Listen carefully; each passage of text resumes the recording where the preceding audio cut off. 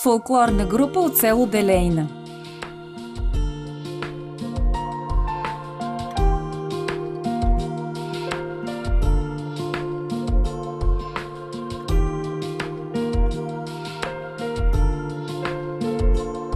На северозападния край на България, в рамките на община Брегово, само на около 2 км от границата с Република Сърбия, се намира едно интересно село – Делейна.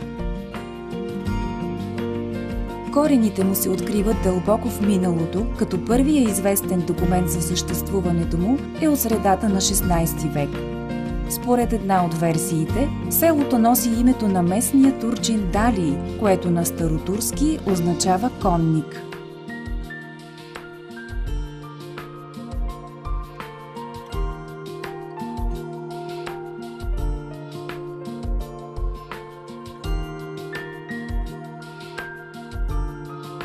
Във времето селото се е местило, тъй като е било опожарявано и сега къщите му са пръснати в хълмиста местност по бреговете на едноименната река Делейнска.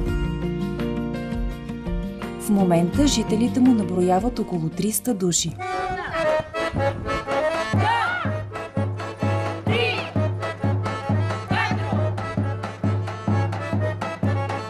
Пъстрата китка на селото безспорно е фолклорната група Делейнчанка.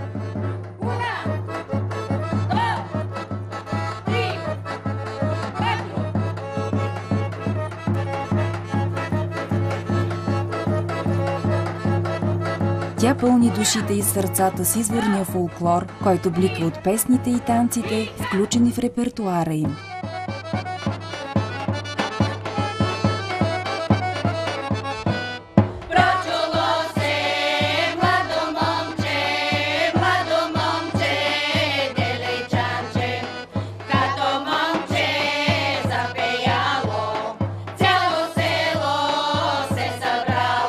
Български северняшки песни с лирични и епични сюжети се редуват с влашки ритми – игриви, ситни и подскокливи.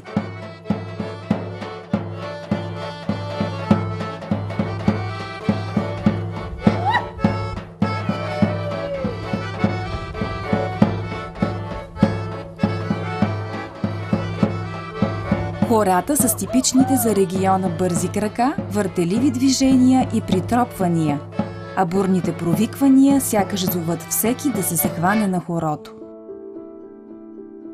Особен колорит внасят местните носии, изработени ръчно от естествени материали и по модели, родени във въображението на майки и баби. В скриновете се пазят дрехите на предците, предавани като ценен дар повече от 100 години. Ежедневни одежди, семпли, но стилни и удобни. Празнични тоалети от скъпо кадифе с богат набор и пищна украса. Всичко това сякаш оживява, когато настане повод за веселие. Но ако искате да усетите пълния колорит на село Делейна, е нужно да седнете на трапезата с местните хора, да опитате от старите им семейни рецепти, да отворите душата си с глътка вино и да заситните, водени от ритъма на техните хора.